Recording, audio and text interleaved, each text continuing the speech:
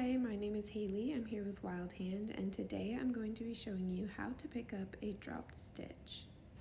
Dropping stitches happens to the best of us, and in my opinion, it's one of the easiest mistakes to fix in knitting. Let's say you're knitting along and for whatever reason you accidentally drop a stitch. I'm going to show you two ways to go about fixing this. One is going to be with your knitting needles, and the second is going to be with a crochet hook.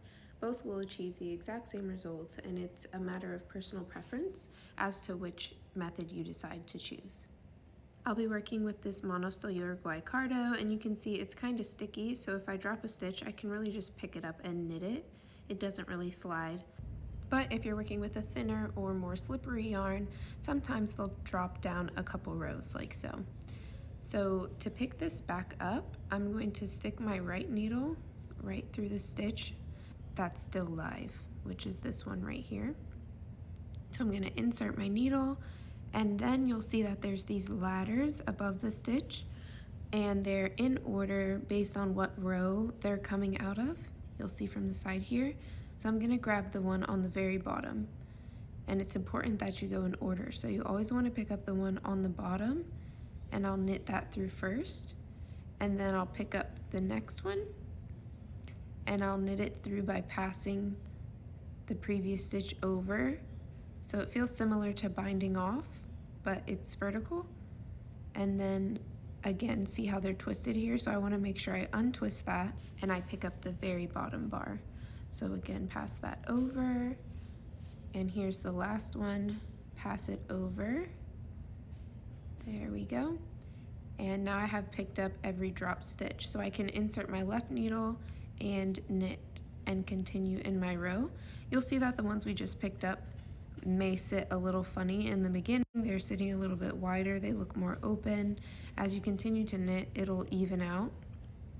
And if you kind of manipulate the fabric a little bit and give it a little tug downwards, that'll usually do the trick too. And that's all there is to the knitting needle version. So let's say again we've dropped down a couple of rows. Here's my last live stitch, but I don't want to do the knitting needles. I'm going to grab a crochet hook, which is roughly the same size as my needles. This is the Leica crochet hook to match the Leica straight needles. And I'm going to insert my hook upwards like so. And then I'm going to grab that bottom bar, the one on the very bottom, and I'm going to do a little twist of my hook downwards. So I'll grab the yarn, twist it down to bring it through the previous row, and now I'm set up. You can see my stitch is not twisted, and it's in the correct orientation to just continue from here. So I can just lift up the next bar, I'm going to go under, and then do the little twist and come through. So this way tends to be a little bit faster in my opinion. It also feels a little easier, but both will achieve the exact same results. You will not be able to tell whether you picked up using a knitting needle or a crochet hook. So I put that last stitch back on my needle, and now I'm just going to knit it. And now everything is picked up and pretty. And here's the final results. As you can see, it's seamless. You would never be able to tell that I dropped anything, and it looks great.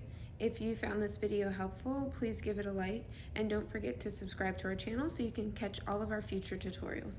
Also, you can head to the description box for links to all of today's yarn and needles. Bye!